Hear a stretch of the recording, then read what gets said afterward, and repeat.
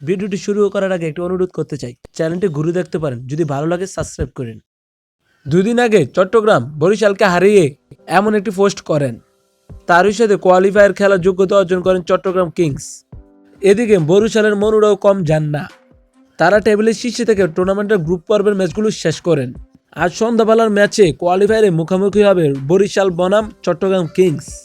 টুর্নামেন্টে সবার থেকে বেশি 18 পয়েন্ট নিয়ে বরিশাল কোয়ালিফায়ার ম্যাচ খেলতে নামবেন। বরিশালের মূল শক্তি মূলত তাদের ব্যাটিং, তাই বলে বোলিংকেও কম যান না তারা। অভিজ্ঞ এবং তরুণদের মিশরে একটি দুর্দান্ত টিম বরিশাল। দলটি তামিম ইকবালের নেতৃত্বে পথ খুঁজে পাচ্ছেন। গত আসরের চ্যাম্পিয়নও তারা বটে। তারা চাইবেন তাদের জয়ের রথ ধরে রাখতে। চট্টগ্রামের সাথে বরিশালের মুখোমুখি হয়েছে 2 বার এই টুর্নামেন্টে। প্রথমবার জয় পেয়েছে বরিশাল, দ্বিতীয়বার হেরেছে তারা। বরিশালের ব্যান্স টিমও অনেক উন্নত, তারই সাথে ফরেন প্লেয়াররাও নামি দামি। বিপরীতে চট্টগ্রাম খেলছে দলীয়ভাবে, দলগতভাবে সবাই পারফরমেন্স করে যাচ্ছেন। বরিশাল থেকে 2 পয়েন্ট কম 16 পয়েন্ট নিয়ে তারা আজকে কোয়ালিফায়ার খেলতে নামবেন। চট্টগ্রামে দেশি প্লেয়াররা দুর্দান্ত খেলছেন।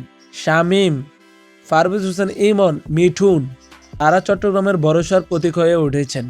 বোলিংয়ে আরফাজ সানি, খালেদা আহমদ, শরীফুল, আলিস ইসলাম দিচ্ছেন ভরসার প্রতীক। বিদেশি তেমন তারকা না থাকলেও ক্লার্ক ভালো খেলছেন এই দলের হয়ে। নিজেদের দিনে চট্টগ্রাম যে কোনো দলকে হারাতে পারবে।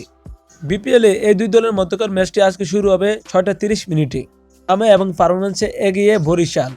তামিম, মুশফিক, মাহমুদুল্লাহ রিয়াদ, নবী, হৃদয় কে নেই এই দলে? আপনার কাছে কোন দল এগিয়ে আছে তা জানাতে পারেন। খেলাধুলার সকল তথ্য পেতে চ্যানেলটি সাবস্ক্রাইব করে পাশে দেখতে পারেন।